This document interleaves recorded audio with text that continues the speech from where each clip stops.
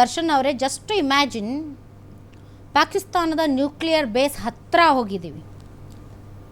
Nuclear ಬೇಸೇ touch ಮಾಡಿದರೆ ಎಂಥ ಸರ್ವನಾಶ ಆಗೋದು. ನಮ್ಮ ಭಾರತೀಯ ಸೈನಿಕರು ಹೇಳಿರೋ ಪ್ರಕಾರ, ಭಾರತೀಯ ಅಧಿಕಾರಿಗಳು ಹೇಳಿರೋ ಪ್ರಕಾರ ಅವರ ಟಾರ್ಗೆಟ್ಟು ಎಲ್ಲಿಗಿಡಬೇಕು ಅಲ್ಲಿಗೆ ಇಟ್ಟಿದ್ದಾರೆ ಮೇಡಮ್. ಅಷ್ಟು ದಡ್ರಲ್ಲ. ಮತ್ತು ಅವರು ಮೊದಲೇ ಹೇಳಿದ್ದಾರೆ ಅಲ್ಲಿ ನಾಗರಿಕರಿಗೆ ಅಥವಾ ಅಲ್ಲಿ ಸೋಲ್ಜರ್ಸಿಗೆ ನಾವೇನೂ ಮಾಡಲ್ಲ ಅಂತೇಳಿ. ಆದರೆ ಯುದ್ಧ ಉಪಕರಣಗಳನ್ನ ಉಡಿಸಿ ಮಾಡೋಂಥದ್ದು ಬೇಕಿತ್ತು, ಆ ಮಾಡೋಂಥ ಕೆಲಸ ಮಾಡಿದ್ರು. ಜಸ್ಟ್ ಇಮ್ಯಾಜಿನ್, ನಿಮ್ಮ ನ್ಯೂಕ್ಲಿಯರ್ ಬೇಸ್ 10 ಕಿಲೋಮೀಟರ್ ದೂರ ಇದೆ. ಆ ದೇಶ ಹೆಂಗೆ ಯೋಚನೆ ಮಾಡಿರ್ಬೋದು? ಅಲ್ಲ ಅವರು ಎಂತ ಭಯ ಸರ್. ಏನ್ ಸರ್ ನೀವು ನ್ಯೂಕ್ಲಿಯರ್ ಬೇಸ್ ಅಂದ್ರೆ ಕಡಿಮೆನಾ? ಇಷ್ಟು ದಿನ ಈ ತಾಳ್ಮೆ ಸಹನೆ ಯಾಕಿತ್ತು ಅಂದ್ರೆ ಎರಡೂ ಕೂಡ ನ್ಯೂಕ್ಲಿಯರ್ ಪವರ್ ಹೊಂದಿರುವಂತ ದೇಶ ಅನ್ನೋ ಕಾರಣಕ್ಕೆ. ನನಗನ್ಸಿದ ಮಟ್ಟಿಗೆ ಅಮೆರಿಕ ಏನು ಸುಮ್ಮನೆ ಬಂದಿದೆ ಅಂತ ಅನ್ಕೊಂಡಿದ್ದೀರಾ? ತಲೆ ಕೆಟ್ಟು ಬಂದಿದೆ ಅಂತ ಅನ್ಕೊಂಡಿದ್ದೀರಾ? ನ್ಯೂಕ್ಲಿಯರ್ ಬೇಸ್ನ 10 ಕಿಲೋಮೀಟರ್ ಅಂತರದಲ್ಲಿ ನಾವು ಅಲ್ಲಿ ಏರ್ ಬೇಸನ್ನು ಉಡಾಯಿಸ್ತೀವಿ ಅಂತಂದರೆ 10 ಕಿಲೋಮೀಟರ್ ಎಷ್ಟು ದೂರ ಸರ್? ಅಮೆರಿಕ ಬರೋದಕ್ಕೆ ಅಮೆರಿಕ ಯಾರು? 10 ಕಿಲೋಮೀಟರ್ ಎಷ್ಟು ದೂರ ದರ್ಶನ್ ಅಮೆರಿಕ 10 ಕಿಲೋಮೀಟರ್ ಭಾರತದಿಂದ ರಾವಲ್ಪಿಂಡಿ ಸಮೀಪದ ಏರ್ ಬೇಸ್ಗೆ ನೀವು ಟಾರ್ಗೆಟ್ ಮಾಡಿ ಹೊಡೆದಿದ್ದೀರಾ. ಅಲ್ಲಿಂದ 10 ಕಿಲೋಮೀಟರ್ ಎಷ್ಟು ದೂರ ಹೊಡಿಬೇಕಿತ್ತು? ಇವರೊಬ್ರು ಕೇಳಿ. ಅಲ್ಲಲ್ಲ, ಮೊದಲೇ ಹೇಳಿದೆ ಎಲ್ಲಿಗೆ ಟಾರ್ಗೆಟ್ ಮಾಡಬೇಕು ನಮ್ಮ ಭಾರತದ ಮೆಸೇಜ್. ಅದು ಏನಂದ್ರೆ ಗೊತ್ತಾ ಮೋದಿ ಅವರು, ನಾವು ಗಡಿಯಲ್ಲಿ ನಿಂತು ಅಲ್ಲ ಹೊಡೆದಿರೋದು, ನಿಮ್ ಎದೆ ಮೇಲೆ ಕಾಲಿಟ್ಟಿದೀವಿ ನಾವು ಅಂತ. ಮೇಡಮ್, ಹಾಗೇನೆ ನಮ್ಮ ದೇಶದ ಗಡಿ ಒಳಗಡೆನೂ ಬಂದಿದೆ. ಅಮೆರಿಕ ನಾವು ಹೊಡೆದಿರೋದಕ್ಕೆ ವಿ ಆರ್ ವೆರಿ ಪ್ರೌಡ್. ನಮ್ಮ ಸೇನೆಯ ತಾಕತ್ತು. Yes, we are proud of our army madam. ನಾವು ನುಗ್ಗಿಲ್ಲ, ನಾವು ಬಂದಿಲ್ಲ. ಕೂತಿದ್ದ ಜಾಗದಲ್ಲೇ ಆಪರೇಟ್ ಮಾಡಿ ನಿಮ್ಮ ನ್ಯೂಕ್ಲಿಯರ್ ಬೇಸ್ ಹತ್ರಕ್ಕೆ ಹೋಗಿದೀವಿ. That is the message to world. ಜೊತೆಗೆ ಭಾರತ ಎಷ್ಟು ಸೂಪರ್ ಪವರ್ ಇದೆ ಅಂತ ವಿಜ್ಞಾನಿಗಳನ್ನು ಶ್ಲಾಘಿಸಿದ್ರು ಅವರು. ಯಾಕೆ ಹೇಳಿ? ವಿಜ್ಞಾನಿಗಳ ಪಾತ್ರ ಇದರಲ್ಲಿ ತುಂಬಾ ದೊಡ್ಡದಿದೆ ಮೇಡಮ್. ಇವತ್ತು ಬೆಂಗಳೂರಿನ ಪಾತ್ರ ತುಂಬಾ ದೊಡ್ಡದಿದೆ. ಅಲ್ಲಿಗೆ ಬಂದೆ ಮೇಡಮ್. ನಾವು ಇವತ್ತು ಮಾತಾಡ್ತಾ ಇದೀವಲ್ಲ, ಮುಂದಾಲೋಚನೆ 75 ವರ್ಷದ ಏನಿತ್ತು ನೆಹರೂರ್ ಅವ್ರದ್ದು HAL ಮಾಡ್ಬೇಕಾದ್ರೆ ಅಥವಾ ಇಸ್ರೋ ಮಾಡ್ಬೇಕಾದ್ರೆ, ಇವತ್ತು ಟೆಕ್ನಾಲಜಿ ಬಗ್ಗೆ ಮಾತಾಡ್ತಾ ಇದೀವಲ್ಲ, ವಿ ಶುಡ್ ಅಪ್ರಿಶಿಯೇಟ್. ಇವತ್ತು HAL ಇಲ್ಲ ಅಂದ್ರೆ ಇಸ್ರೋ ಇಲ್ಲ ಅಂದ್ರೆ ಇದೆಲ್ಲ ಆಗ್ತಾ ಇತ್ತಾ? ಇಟ್ಸ್ ವಾಸ್ತವಾಂಶ ಮೇಡಮ್. ಅವರು ನಮ್ಮ ದೇಶದ ಪ್ರಧಾನಿನೇ ಆಗಿದ್ರು. ಮುಂದಾಲೋಚನೆ ಬಗ್ಗೆ ಮೊದಲನೇ ಕೈಗಾರಿಕಾ ಮಂತ್ರಿ ಆಗಿದ್ದರು ಶ್ಯಾಮ್ ಪ್ರಸಾದ್ ಮುಖರ್ಜಿ ಅವರು. ಶ್ಯಾಮ್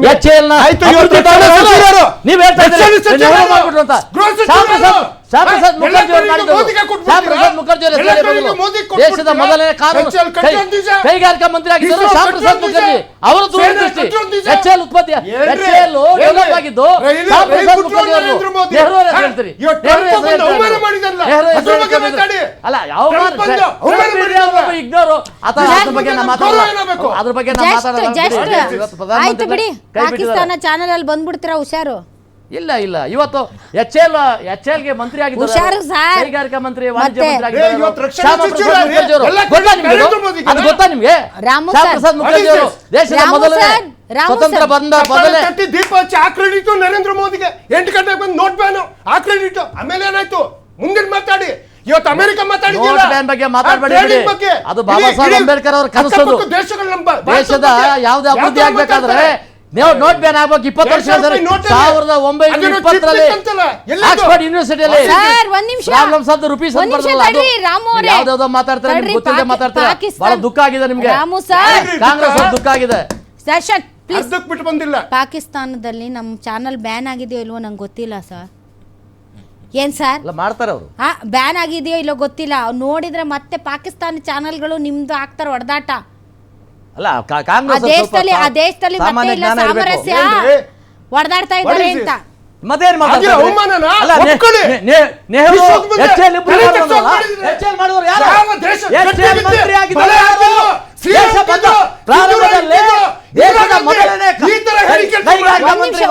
ಆಗಿದ್ದಾರೆ. ಶ್ಯಾಮ ಪ್ರಸಾದ್ ಮುಖರ್ಜಿ. ಚಿನ್ನರಾಮು ಸರ್ ಕರೆಕ್ಟ್ ನೀವು ಹೇಳಿದ್ದು. ಇವತ್ತು ಇದು ಪಾಕಿಸ್ತಾನದ ವಿರುದ್ಧ ದಾಳಿ ಮಾಡಿದವ್ರು ಯಾರು? ನರೇಂದ್ರ ಮೋದಿ ಅವ್ರು ಅಂತ ಹೇಳ್ಬೇಕಾ? ಇಲ್ಲ ಇಲ್ಲ ಇಲ್ಲ ರಕ್ಷಣಾ ಸಚಿವರು ಅಂತ ಹೇಳ್ಬೇಕಾ? ದೇಶ. ಹಂಗಾಯ್ತು ನಿಮ್ ಮಾತು. ದೇಶ ಅಲ್ಲ, ಇವ್ರು ಹೇಳಿದ್ ನೆಹರು ಅಂತ ಹೇಳ್ಬಿಟ್ರಲ್ಲ. ನೆಹರು ಕಾಲದಲ್ಲಿ ತಗೊಂಡಿರೋ ಡಿಸಿಷನ್ ಅಂದ್ರು.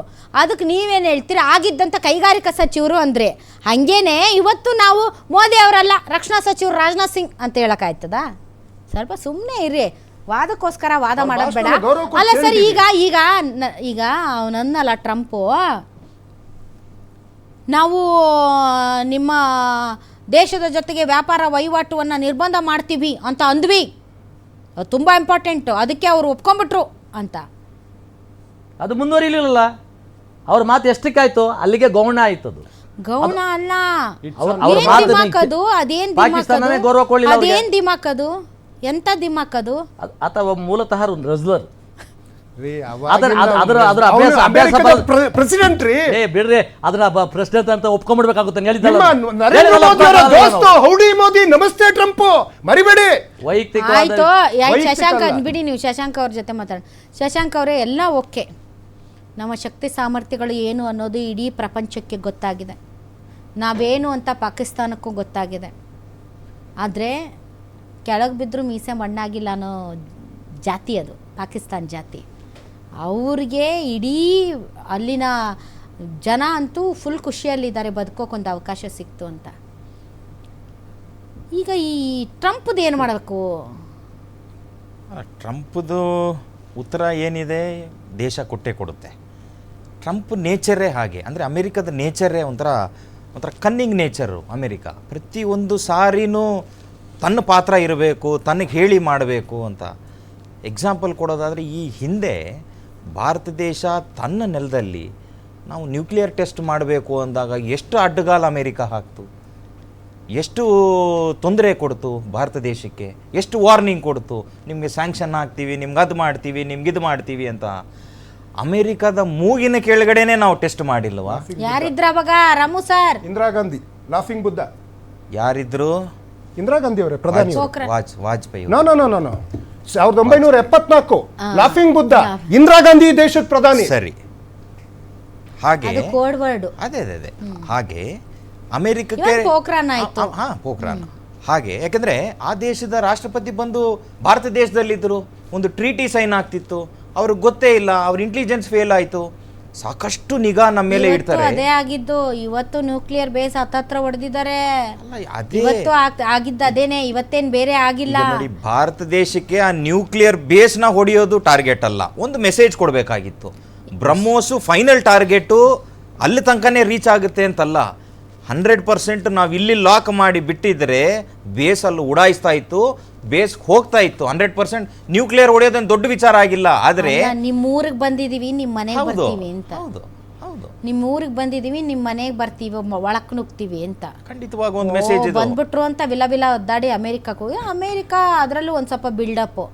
ಭಾರತದಂಥ ದೇಶದಕ್ಕೆ ನಾನು ಎದುರಿಸ್ಬಿಟ್ಟೆ ಅಂತಂದರೆ ಒಂದು ಸ್ವಲ್ಪ ವೇಟೇಜ್ ಜಾಸ್ತಿ ಆಗುತ್ತೆ ಅಂತ. ಯಾಕೆ ಕೊಡಬೇಕು ಬೇಕಾಬಿಟ್ಟು ವೇಟೇಜ್ ಆ ಮನುಷ್ಯನಿಗೆ? ನನಗೆ ಅದು ಹೊಟ್ಟೆ ಉರಿತಾ ಇರೋದು ಖಂಡಿತವಾಗೂ. ಯಾಕೆಂದರೆ ನರೇಂದ್ರ ಮೋದಿ ಅಂತ ವ್ಯಕ್ತಿತ್ವ ಯಾಕೆ ಟ್ರಂಪ್ಗೆ ಆ ಒಂದು ಕ್ರೆಡಿಟ್ ಕೊಡಬೇಕು? ಕ್ರೆಡಿಟ್ ನಮ್ಮ ದೇಶ ಕೊಟ್ಟಿಲ್ಲ, ತಾನೇ ತಗೊತಿದ್ದಾನೆ, ತಾನೇ ಇಂಟರ್ವ್ಯೂನಾಗಿ. ನೋಡಿ, ನಮ್ಮ ದೇಶ ಹೇಳಲಿಕ್ಕೆ ಮುಂಚೆ ನಮ್ಮ ದೇಶದ ಆಪರೇಷನ್ಸ್ ಇದು, ನಮ್ಮ ದೇಶದ DGMO ಆಗಲಿ, ನಮ್ಮ ಮಿಲಿಟರಿ ಆಪರೇಷನ್ಸ್ ಇದು, ನಮ್ಮ ದೇಶದ ಪ್ರಧಾನಿ ಹೇಳೋದೇ ನಮಗೆ ಫೈನಲ್ ಅಂತಿಮ. ಪಾಕಿಸ್ತಾನ ಹೇಳಿ, ಈ ಕಡೆ ಇಂಡಿಯಾ ಹೇಳಿ. ಅದು ಬಿಟ್ಟು ಆತ ಅರ್ಜೆನ್ಸಿಯಲ್ಲಿ ಯಾವುದೋ ಒಂದು ಪೋಸ್ಟ್ ಹಾಕೋದು, ಅರ್ಜೆನ್ಸಿಯಲ್ಲಿ ಕರೆದು ಇಂಡಿಯಾ ಮತ್ತೆ ಪಾಕಿಸ್ತಾನ್ಗೆ ನಾನು ಇಂಟರ್ವ್ಯೂನಾದೆ, ನನ್ನಿಂದ ಶಾಂತಿ ಒಪ್ಪಂದಕ್ಕೆ ಅವರಿಬ್ಬರು ಒಪ್ಪಿಗೆ ಕೊಟ್ಟಿದ್ದಾರೆ ಅಂತ ಹೇಳೋದು.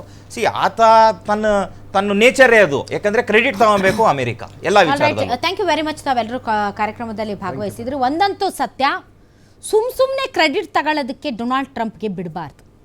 ಆ್ಯಂಡ್ ಮೋರ್ ಓವರ್, ಕಾಶ್ಮೀರ ವಿಚಾರ ಆಯಿತು, POK ವಿಚಾರ ಆಯಿತು, ಇದು ದ್ವಿಪಕ್ಷೀಯ ಮಾತುಕತೆಯಿಂದ ಬಗೆಹರಿಸಿಕೊಳ್ಳಬೇಕಾದಂಥ ವಿಚಾರ. ಇದರಲ್ಲಿ ಅಮೇರಿಕಾದ ಮಧ್ಯಸ್ಥಿಕೆ ಆಗಲಿ ಅಥವಾ ಬೇರೆ ದೇಶಗಳ ಮಧ್ಯಸ್ಥಿಕೆ ಆಗಲಿ ಸಲ್ಲದು. POK ಇದು ಇಂಟರ್ನಲ್ ವಿಚಾರ ಹೊರತು ಇಂಟರ್ನ್ಯಾಷನಲ್ ವಿಚಾರ ಅಲ್ಲ. ಇದನ್ನು ಏನಾದರೂ ಇಂಟರ್ನ್ಯಾಷನಲ್ ವೇದಿಕೆಯಲ್ಲಿ ಚರ್ಚೆ ಮಾಡಿದ್ರೆ ಅದು ಭಾರತಕ್ಕೆ ಅತಿ ದೊಡ್ಡ ಸೋಲು. ಪಾಕಿಸ್ತಾನ ಬಯಸ್ತಾ ಇದ್ದದ್ದೇ ಅದು, ಇಂಟರ್ವೆನ್ಷನ್ನಲ್ಲಿ ಮಾತಾಡಬೇಕು ಅಂತ. ಆದರೆ ಈಗ ಭಾರತ ಅದಕ್ಕೆ ಒಪ್ಪಿಕೊಂಡರೆ ಅತಿ ದೊಡ್ಡ ಸೋಲಾಗುತ್ತೆ. ನನಗೆ ನಂಬಿಕೆ ಇದೆ ಈ ವಿಚಾರದಲ್ಲಿ ಭಾರತ ಎಂದು ಬಗ್ಗಲ್ಲ ಅಂತ. ಇನ್ನು ಟೆರರಿಸಂ ವಿರುದ್ಧದ ಹೋರಾಟದಲ್ಲಿ ಮಾತುಕತೆಗೆ ಸಿದ್ಧ ಅಂತ ನರೇಂದ್ರ ಮೋದಿ ಅವರು ಏನು ಹೇಳಿದ್ದಾರೆ, ಅದು ಯಾವ ರೀತಿಯಾದಂಥ ಮಾತುಕತೆ ಆಗುತ್ತೆ ಅನ್ನೋದು ಇಡೀ ಭಾರತ ಕಾಯ್ತಾ ಇದೆ. ಇದು ಇದರಿಂದ ವಿಶೇಷ. ಗ್ಯಾರಂಟಿ ನ್ಯೂಸ್, ಸುದ್ದಿ ಖಚಿತ, ನ್ಯಾಯ ನಿಶ್ಚಿತ.